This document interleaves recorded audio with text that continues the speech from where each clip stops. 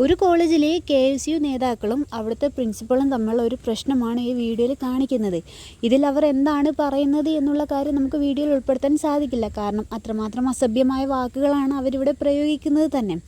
സംഭവം എന്താണെന്ന് വെച്ചാൽ, ആ കോളേജിൽ KSU ഒരു സമരം നടത്തിയപ്പോൾ അതിനെ കുട്ടികളെ വിടണമെന്നും കോളേജ് അടക്കണം എന്നൊക്കെ പറഞ്ഞുകൊണ്ട് അവർ പ്രിൻസിപ്പളിൻ്റെ അനുമതി തേടാൻ പോയപ്പോൾ പ്രിൻസിപ്പൾ ഈ കുട്ടികളെ ഭീഷണിപ്പെടുത്തുകയാണ് ഉണ്ടായത് എന്നാണ് ഇവിടുത്തെ നേതാക്കൾ പറയുന്നത്. അവർ പറഞ്ഞു, നിങ്ങൾ ഈ സമരം നടത്തുവാണെങ്കിൽ ഈ കുട്ടികളെ കോളേജിൽ നിന്ന് പുറത്താക്കും, ഈ സമരം നടത്താൻ സാധിക്കില്ല എന്നൊക്കെ പറഞ്ഞുകൊണ്ട് ആ പ്രിൻസിപ്പൾ കുട്ടികളോട് തട്ടിക്കയറി എന്നാണ് ആ KSUയിലെ നേതാക്കൾ, മുതിർന്ന നേതാക്കൾ വന്നിട്ട് സംസാരിക്കുന്നത്. അപ്പോൾ അവർ ചോദിക്കുന്നുമുണ്ട്, ഇവിടെ SFI ആണ് സമരം നടത്തുന്നത് എങ്കിൽ നിങ്ങൾ എപ്പോൾ തന്നെ ഈ കോളേജ് അടച്ചുപൂട്ടി എല്ലാവരും വീട്ടിൽ പോയിട്ടുണ്ടാകും എന്നൊക്കെയാണ് ആ നേതാക്കൾ ചോദിക്കുന്നത്. ഒരു കോളേജ് ആകുമ്പോൾ എല്ലാ സംഘടനകൾക്കും തുല്യമായ അവകാശവും നീതിയും അവിടെ ലഭിക്കേണ്ടതാണല്ലോ.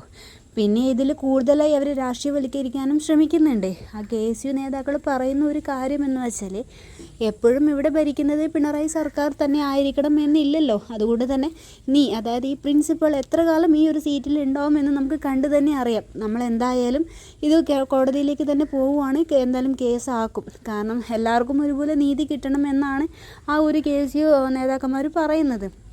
ഈ വീഡിയോ പറ്റി നിങ്ങളുടെ അഭിപ്രായം എന്താണെന്ന് വെച്ചാൽ കമൻറ്റ് ചെയ്യണേ.